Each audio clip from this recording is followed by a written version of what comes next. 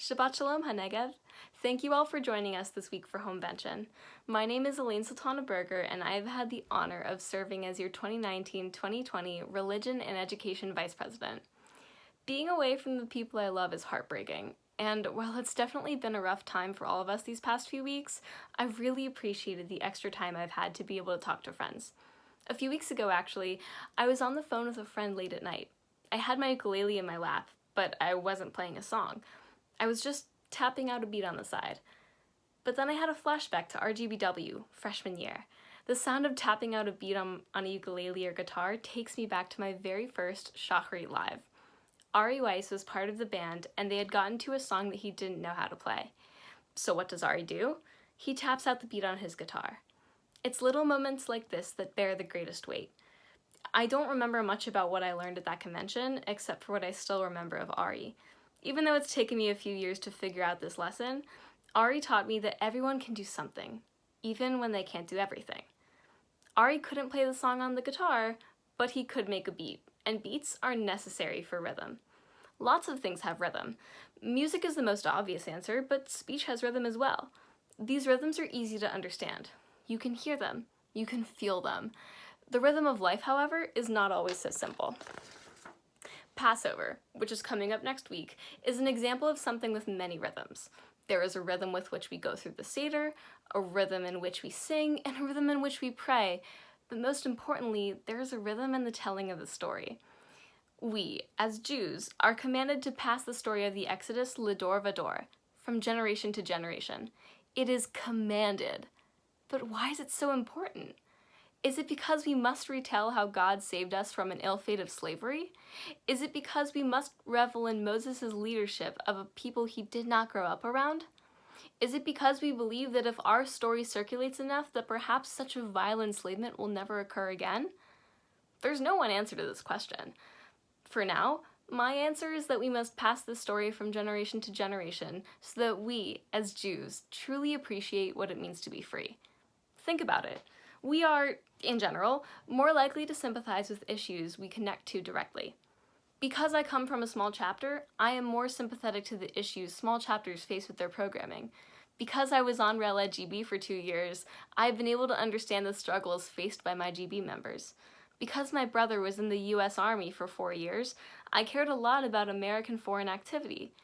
Because my grandparents survived the Holocaust, I care a lot about fairness, equality, and kindness.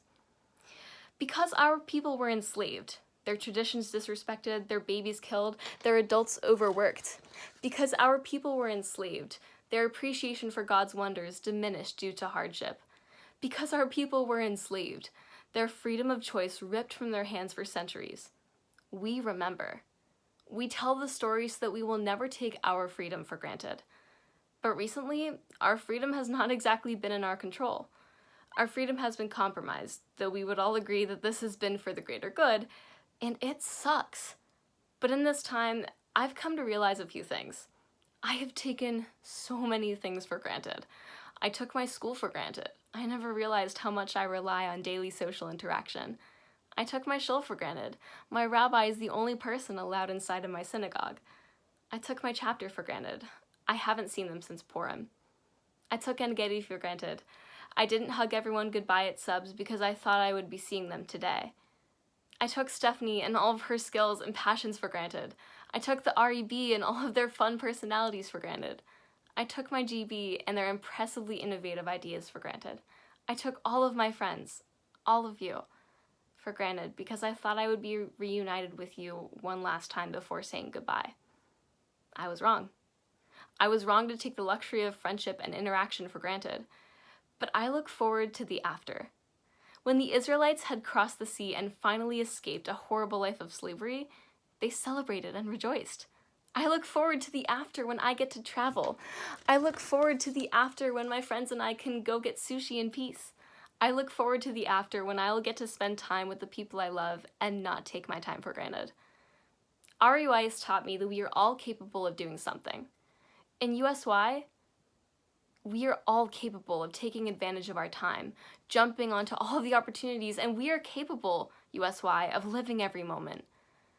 I have been beyond impressed with HaNegev's innovation and passion for the past 4 years. Even with the circumstances of the world, my impression has not changed. It is because of this passion, this drive to create the most amazing 4 years of Jewish experiences, that I have no fear for our future as a Jewish people, nor for your future as US wires, as my time is coming to a close. So HaNegev, once we finally get our rhythm back, I can't wait to see what kind of beat you come up with. It doesn't matter if it's on a drum or on the side of a guitar, so long as the beat you make is worthwhile. Take advantage of every moment. For the last time, thank you, HaNegev. I love you.